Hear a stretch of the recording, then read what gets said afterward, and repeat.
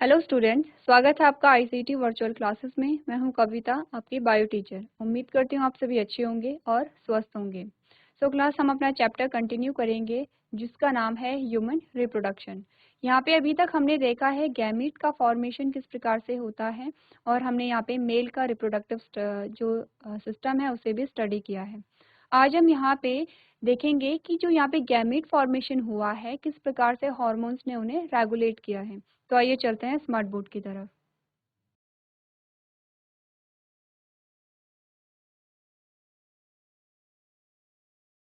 Class हम यहाँ पे ह्यूमन रिप्रोडक्शन की बात कर रहे थे और हमने कहा था कि ह्यूमन रिप्रोडक्शन में जो स्टेप्स होते हैं, सबसे पहला आता है गैमीटोजेनेसिस यानी कि फॉर्मेशन ऑफ गैमेट। उससे पहले हमें क्या करना पड़ता है, जो यहाँ पे सिस्टम है मेल और फीमेल रिप्रोडक्टिव सिस्टम, उसे हमें स्टडी करना है। तो कल हमने यहाँ पे बात की थी मेल रिप्रोडक्टिव सिस्टम की, जिसमें हमारे पास प्राइमरी और सेकेंडरी यहाँ पे ऑर्गन्स आए थे, जिसमें हमने सबसे पहले बात की थी यहाँ पे स्क्रॉटम की। हमने कहा था स्क्रॉटम क्या है, एक बैग लाइक स्ट्रक्चर है जिसमें क्या होते हैं, जो टेस्टिस है वो प्रेजेंट होती हैं और यहीं पे मेल गैमेट का फॉर्मेशन होगा। आज हम जानेंगे कि यहाँ पे जब गैमेटोजेनेसिस हमने पढ़ी और वहाँ पे गैमेट बना, तो उस प्रोसेस पर जो हॉर्मोन्स होते हैं उनका क्या प्रभाव पड़ता है। उसके लिए आपको क्या करना पड़ेगा, हमने यहाँ पे क्या देखा था, हमने बात की थी कि स्क्रोटम के अंदर यहाँ पे क्या होते हैं, तो टेस्टिस हैं। टेस्टिस के अंदर हमने कहा था टेस्टिकुलर लोब्यूल्स होते हैं। क्या बात की थी हमने बात की थी कि यहाँ पे टेस्टिकुलर लोब्यूल्स होते हैं और नंबर कितना होता है, 250 यहाँ पे नंबर होता है। अब टेस्टिकुलर लोब्यूल्स का हमने टीएस देखा था, जिसमें हमने बात की थी सेमनीफेरस ट्यूब्यूल्स की। तो सेमनीफेरस ट्यूब्यूल्स को हमने बहुत अच्छे से स्टडी किया था, हर एक पार्ट को हमने देखा था। आज हम देखेंगे कि इस पार्ट का यहाँ पे क्या फंक्शन है, किस प्रकार से वहाँ पे वो क्या कर रहा है, हॉर्मोन्स को एक्सेप्ट कर रहे हैं और हॉर्मोन्स के अकॉर्डिंग ही वहाँ पे फंक्शन करेंगे। तो सबसे पहले जो टेस्टिकुलर लोब्यूल का टीएस हमने देखा था, उसे एक बार फिर से बना लेते हैं। ये हमारे पास टेस्टिकुलर लोब्यूल्स है, ये सेमिनिफेरस ट्यूब्यूल्स हमने बनाई हैं और उसके अंदर हमने क्या बनाई, नर्व सेल को हमने बनाया है।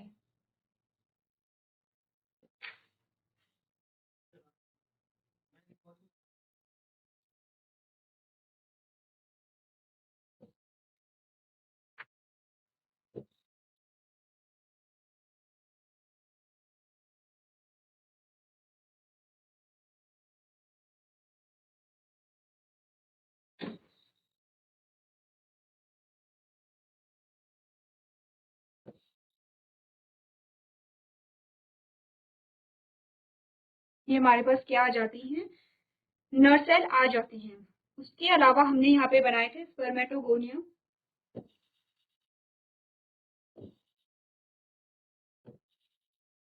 ये स्पर्मेटोगोनिया है और इसी के साथ हमारे पास यहाँ पे टाइट जंक्शन आ जाते हैं। ये बात क्लियर है। इसके बाद हमने यहाँ पे इंटरस्टिशियल सेल्स को बनाया था, जिसे हम लीडिंग सेल भी कह रहे थे। और यहाँ से रिलीज क्या हो रहा है, हमने कहा यहाँ से रिलीज हो रहा है एंड्रोजन। इतना डायग्राम हमने बनाया था।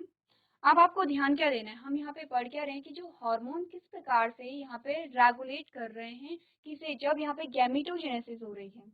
गैमेटोजेनेसिस को एक बार देख लेते हैं। इस प्रकार से हमने गैमेटोजेनेसिस के बारे में पढ़ा था। हमने कहा था स्पर्मेटोगोनिया है, सबसे पहले माइटोसिस यहाँ पे होगी और प्राइमरी स्पर्मेटोसाइट्स का फॉर्मेशन होगा। ठीक है, फिर हमने क्या कहा था कि यहाँ पे जो हैप्लॉइड सेल्स आनी शुरू हो जाती हैं। फिर यहाँ पे क्या होगा, फर्स्ट मियोटिक डिवीजन होगा, सेकेंडरी स्पर्मेटोसाइट्स आ गए हैं। उसके बाद क्या हुआ, सेकेंडरी मियोटिक डिवीजन होगा और स्पर्मेटिड्स आ गए थे। फिर डिफरेंशिएशन की प्रोसेस हुई थी और स्पर्मेटोजोआ हमारे पास यहाँ पे आ गए थे। ये हमने क्या बात की थी, गैमेटोजेनेसिस की बात की थी। ये बात क्लियर है। अब यहाँ पे देखिए हार्मोनल कंट्रोल क्या कैसे होता है। हमारे ब्रेन में हाइपोथैलेमस होता है,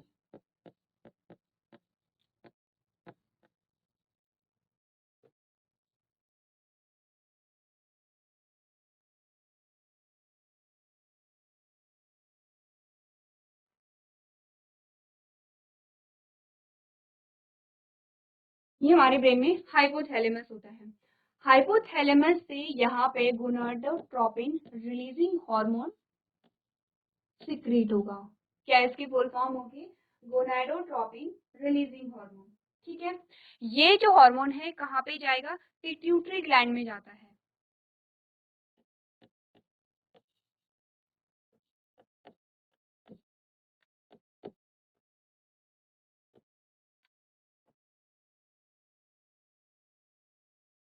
अब जब ये पिट्यूटरी ग्लैंड में जाएगा तो यहाँ पे क्या होगा? गोनाडोट्रोपिन रिलीज करेगा पिट्यूटरी ग्लैंड।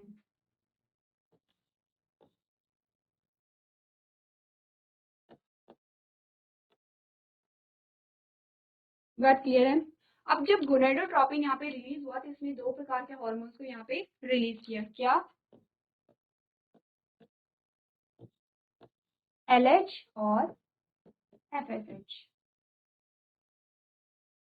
क्या है इनकी full form? Luteinizing hormone and follicular stimulating hormone.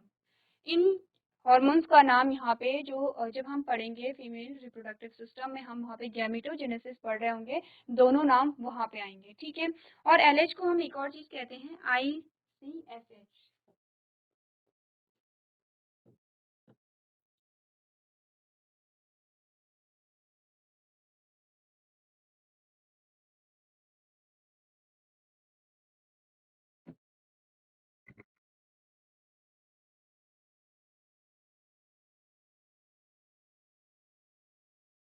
चलिए एक बार फिर से देख लेते हैं। हमने कहा हमारे ब्रेन में होता है हाइपोथैलेमस, वहां से GnRH रिलीज होता है जिसे हम कहते हैं गोनेडोट्रोपिन रिलीजिंग हार्मोन।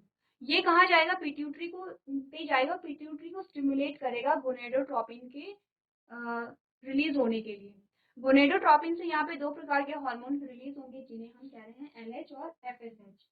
अब LH का एक और नाम है यहाँ पे, जिससे आपको ये पता चल जाएगा कि LH का क्या फंक्शन होता है। इसका जो नाम है ICSH की फुल फॉर्म है इंटरस्टिशियल सेल स्टिमुलेटिंग हार्मोन।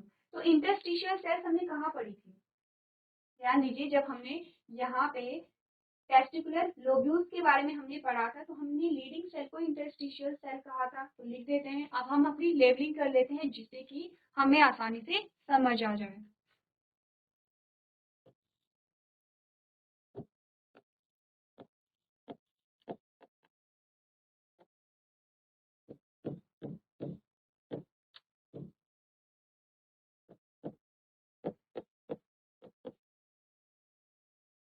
अब ICSH की फुल फॉर्म आपको क्या बताई गई है?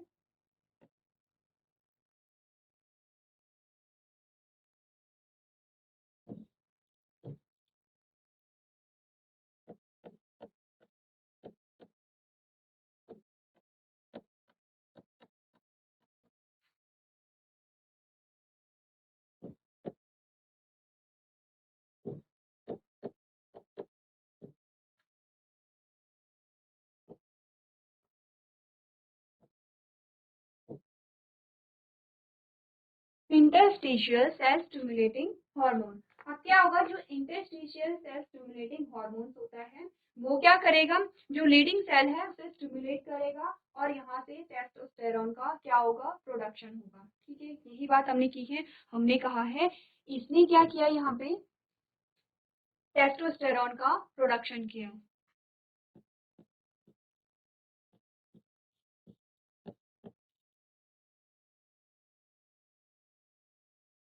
ठीक है, तो टेस्टोस्टेरोन का जो प्रोडक्शन होगा वो क्या करेगा? यहाँ पे एक तो यहाँ पे दो फंक्शन होते हैं किसके? टेस्टोस्टेरोन के। पहला ये क्या कहा जाएगा? ये जाएगा सेमिनिफेरस ट्यूब्यूल्स में। सेमिनिफेरस ट्यूब्यूल्स में ये अब मेल गैमेट के प्रोडक्शन को स्टिमुलेट करेगा। पहला फंक्शन हो गया। सेकेंड जो टेस्टोस्टेरोन होगा वो जाएगा ब्लड वेसल्स में और सेकेंडरी कैरेक्टर को यहाँ पे क्या करेगा? प्रोड्यूस करेगा। लाइक आपने देखा होगा जब हमने पढ़ा था कि जब बच्चे किशोर अवस्था में आते हैं तो वहाँ पे सेकेंडरी कैरेक्टर्स आने शुरू हो जाते हैं, जैसे कि आवाज में भारीपन आने लगता है।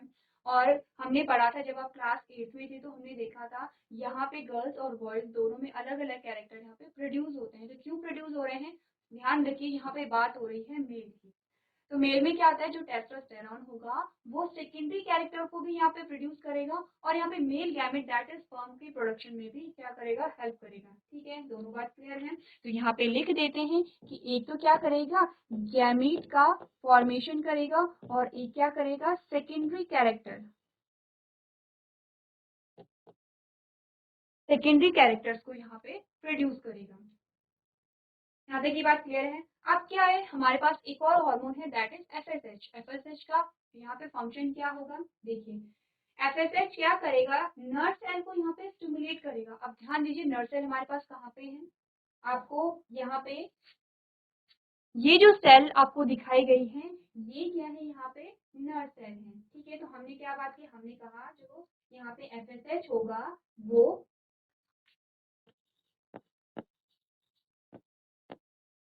नर्व सेल को स्टिमुलेट करेगा। क्यों स्टिमुलेट कर रहा है, यहाँ पे एक प्रोटीन को रिलीज करने के लिए, उस प्रोटीन का नाम है एबीपी।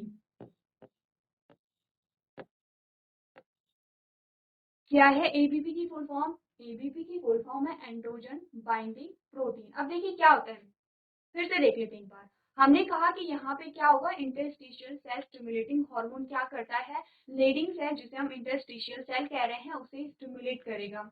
अब लीडिंग सेल को जब स्टिमुलेट करता है तो यहाँ पे टेस्टोस्टेरोन का प्रोडक्शन होगा और टेस्टोस्टेरोन कहाँ जाएगा, यहाँ पे जो सेमिनल वेसिकल्स होती हैं वहां पे जाएगा। तो यहाँ पे जो टेस्टोस्टेरोन अंदर गया है वो बाहर ना आ पाए, इसके लिए यहाँ पे क्या होता है, एंड्रोजन बाइंडिंग प्रोटीन होता है। ठीक है, आपको क्या करना है, जो फुल फॉर्म है वो भी आपको ध्यान रखनी है कि यहाँ पे एंड्रोजन बाइंडिंग प्रोटीन का क्या होगा, प्रोडक्शन होगा।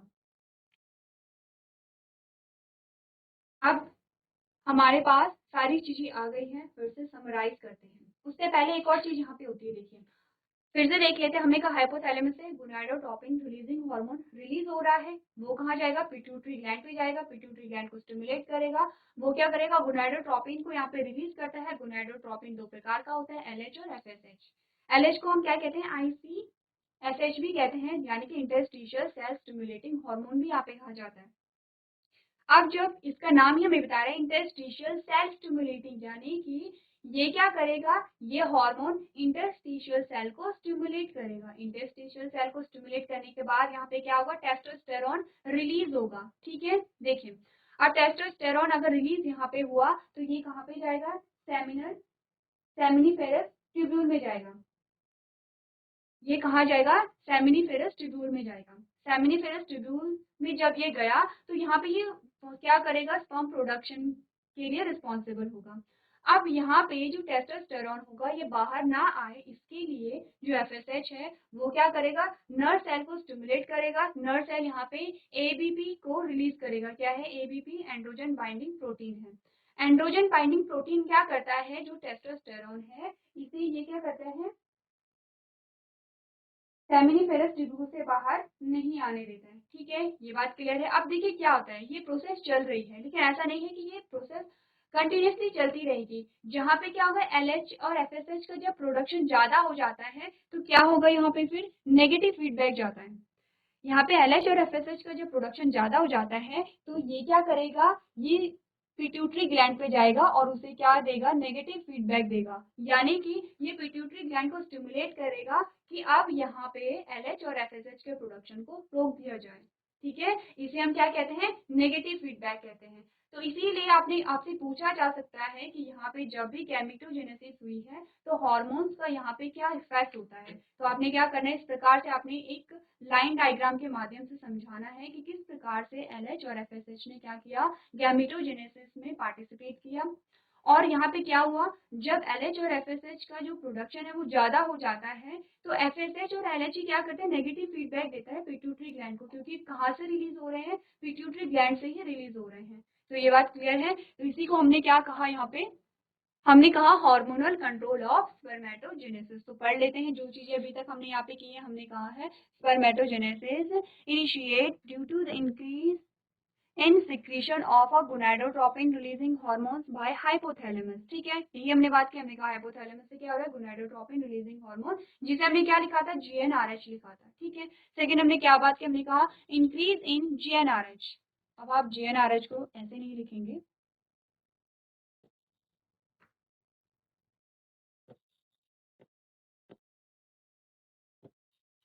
act on anterior pituitary and stimulate the secretion of a two gonadotropins, that is LH and FSH. अब ये क्या कह रहा है कि जो गोनाडोट्रोपिन रिलीजिंग हार्मोन है पिट्यूटरी पे गया, उसने दो गोनाडोट्रोपिन को यहाँ पे रिलीज करवाया, दैट इज LH और FSH। ठीक है, अब आपको बताया जा रहा है LH act on leading sales.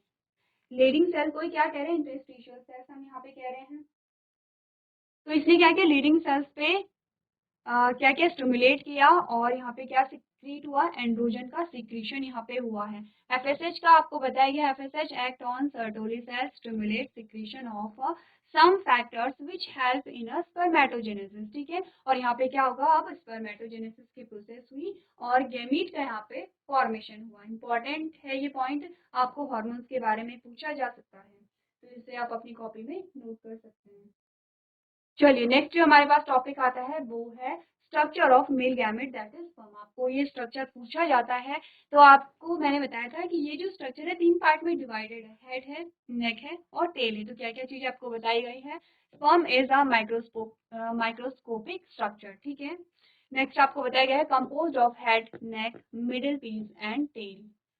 Next आपको बताया गया है the sperm head contain elongated haploid nucleus. ठीक है, यहाँ पे क्या होगा, आपको न्यूक्लियस यहाँ पे दिखाई देगा। Anterior portion of which is covered by a cap like structure that is acrosome. आपसे पूछा जा सकता है कि यहाँ पे जो मेल गैमीट होता है उसका जो हेड वाला पोर्शन होता है वो किस चीज से यहाँ पे कवर्ड होता है, एक्रोसोम। आप ध्यान रखेंगे, इंपॉर्टेंट है। नेक्स्ट आपसे पूछा गया है human male ejaculates about 200 to 300 million sperm during the course. The seminal plasma along with the sperms constitute the semen. The function of male sex, secondary duct and glands are maintained by the androgen hormones। अब देखिए ये सारी चीजें किससे हो रही हैं, androgen hormone से ही क्या हो रही है, मेंटेन हो रही है। तो आपको क्या करना है, यहाँ पे एक तो आपको स्ट्रक्चर आना चाहिए, पहली बात। दूसरी बात, आपको पार्ट्स यहाँ पे बताने चाहिए कि किस पार्ट में क्या है, जैसे कि मिडिल पीस में आपको माइटोकॉन्ड्रिया के बारे में पूछा जा सकता है। टेल का फंक्शन क्या होता है, और इसमें अगर मूवमेंट पाई जा रही है तो कौन सी मूवमेंट पाई जाती है। हेड में जो हेड का जो आगे वाला पोर्शन होता है उसकी कवरिंग किस चीज से मिलके बनी हुई होती है, और उसकी इम्पोर्टेंस क्या है, ये हम तब सीखेंगे जब हम फर्टिलाइजेशन के बारे में बात करेंगे। तब हम देखेंगे कि यहाँ पे ये जो कवरिंग है इसकी क्या इम्पोर्टेंस है। ठीक है, यहाँ तक की बात क्लियर है। नेक्स्ट हमारे पास आता है फीमेल रिप्रोडक्टिव सिस्टम। अब देखते हैं कि जो फीमेल रिप्रोडक्टिव सिस्टम है उसमें कौन कौन से पार्ट होते हैं, कैसे यहाँ पे गैमेटोजेनेसिस हो रही है। तो आपने क्या देखा, यहाँ पे भी प्राइमरी और सेकेंडरी ऑर्गन्स आते हैं। तो प्राइमरी में बेसिकली क्या हो रहा है, यहाँ पे गैमीट का फॉर्मेशन हो रहा है प्राइमरी ऑर्गन में, सेकेंडरी ऑर्गन क्या कर रहे हैं, हेल्प कर रहे हैं यहाँ पे। ठीक है, तो हमने कहा कि प्राइमरी जो ऑर्गन्स होते हैं वो क्या है, वन पेयर ऑफ ओवरीज है, क्योंकि ओवरीज में ही क्या होगा, एग का प्रोडक्शन होगा, that is female gamete. Okay, क्या बात की हमने कहा कि वन पेयर ऑफ ओवरीज होते हैं, यानी कि यहाँ पे 2 ओवरीज होती हैं और यहीं पे क्या होता है, एग का प्रोडक्शन होता है। सेकेंडरी जो हमारे पास ऑर्गन्स आते हैं that is the duct system consist of a pair of fallopian tube. And what is fallopian tube, हमने पढ़ा था,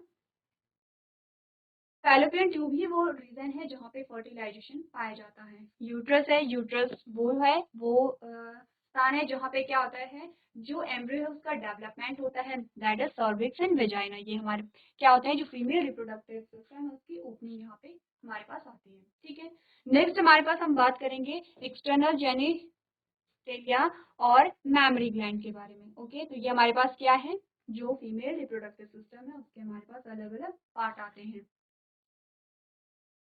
चलिए नेक्स्ट हमें क्या बताया गया है, ओवरीज के बारे में हमें बताया गया है। तो आप देखेंगे ovaries are primary female sex organ. ठीक है, क्योंकि यहाँ पे क्या हो रहा है, यहीं पे होगा फीमेल गैमेट का formation that produce the female gamete and several steroid hormones. Each ovaries is covered by a thin epithelial which enclose the ovarian stroma, which is divided into a peripheral cortex and an inner medulla. आपको यहाँ पे जो ovary है उसकी covering के बारे में आपको बताया जा रहा है। ठीक है, नेक्स्ट आपको फैलोपियन ट्यूब के बारे में बताया गया है। Fallopian tube extend from a periphery of ovary to the uterus. Okay, next आपको कहा गया है the part closer to ovary is a funnel shape structure called a infundibulum. ये जो सारे नाम हमारे पास आ रहे हैं एक एक करके जानेंगे इनके क्या क्या फंक्शन होते हैं, क्या इनकी इंपॉर्टेंस होती है। ध्यान दीजिए, इनफंडिबुलम है, have finger like projection called fimbriae.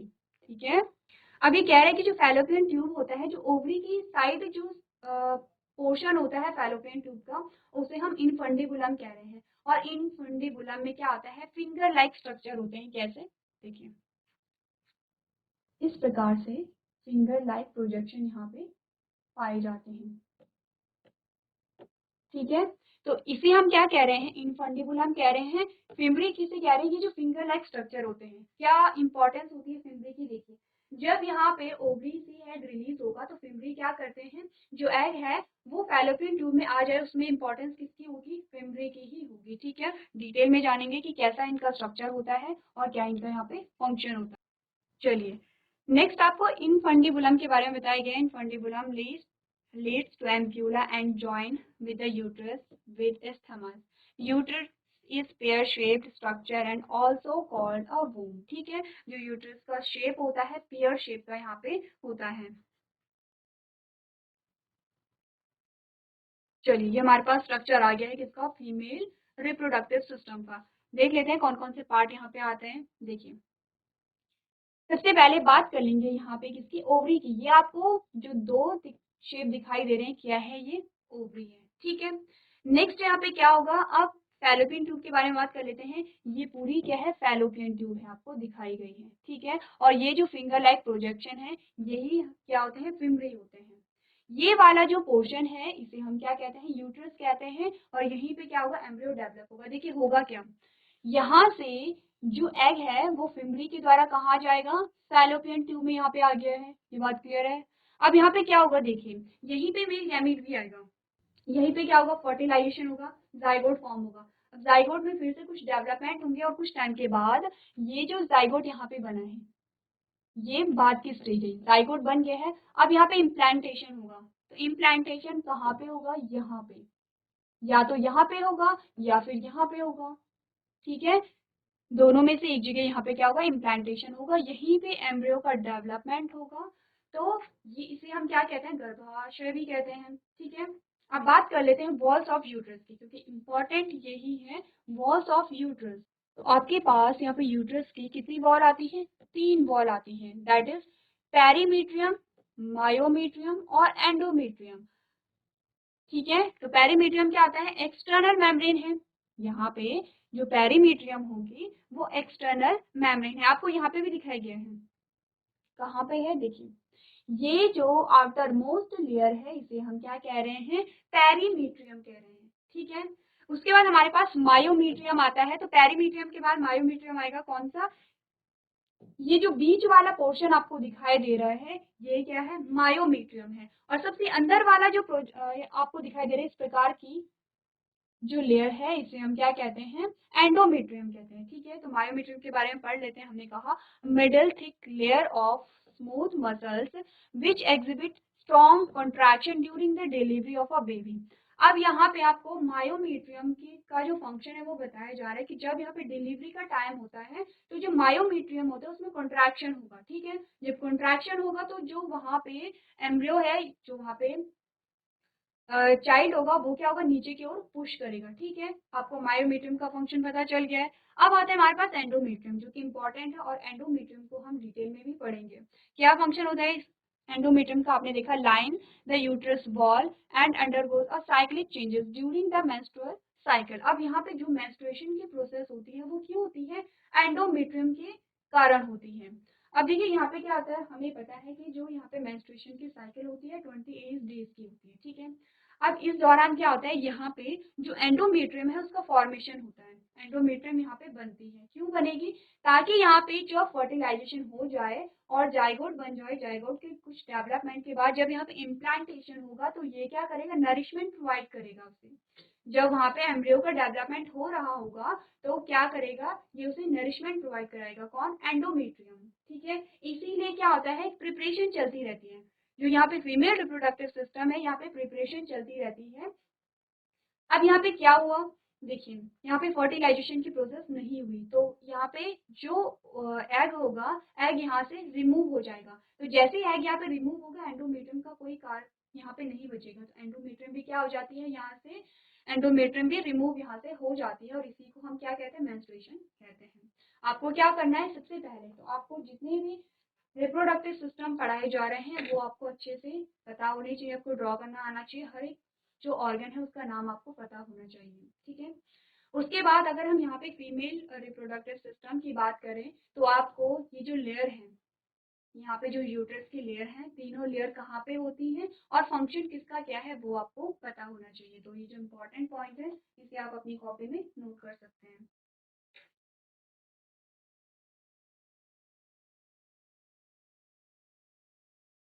चलिए, तो इसके बाद नेक्स्ट हमारे पास जो टॉपिक आएगा दैट इज oogenesis। oogenesis यानी कि गैमेटोजेनेसिस ही है, लेकिन कौन से गैमेट का फॉर्मेशन हो रहा है, फीमेल गैमेट का फॉर्मेशन हो रहा है, इसे हम oogenesis कहेंगे। तो oogenesis कहाँ पे होगी, हमने कहा था कि यहाँ पे प्राइमरी जो ऑर्गन होगा वहीं पे गैमेट का फॉर्मेशन होगा, और प्राइमरी ऑर्गन यहाँ पे क्या है, ओवरी है। ओवरी के अंदर ही यहाँ पे बहुत सारे चेंजेस चलते रहते हैं। तो क्या होता है यहाँ पे, देखिए अगर हम यहाँ पे बात करें, जब हम पढ़ रहे थे गैमेटोजेनेसिस को मेल में, तो हमने देखा था कि जब यहाँ पे प्यूबर्टी आती है तभी जो प्रोसेस स्टार्ट हो रही है, लेकिन फीमेल में क्या होता है, जो oogenesis है वो कब से शुरू हो जाती है, जब जो फीमेल है अपनी जो मदर के वूम में रहती है, तब से ही यहाँ पे क्या हो जाता है, जो प्रोडक्शन ऑफ फीमेल गैमेट है उनका, उसकी शुरुआत यहाँ पे हो जाती है। लेकिन क्या होता है, देखिए वहाँ पे क्या होता है, पहला स्टेप वहाँ पे हो जाता है, फिर वो स्टेप रुक जाता है। फिर क्या होता है कि जैसे ही फीमेल यहाँ पे प्यूबर्टी में आती है तब वो प्रोसेस फिर से आगे फर्दर आगे कंटिन्यू होती है। तो आपको क्या करना है, जो oogenesis की प्रोसेस है वो आप घर से पढ़ के आएंगे, नेक्स्ट लेक्चर में हम इसे कंटिन्यू करेंगे।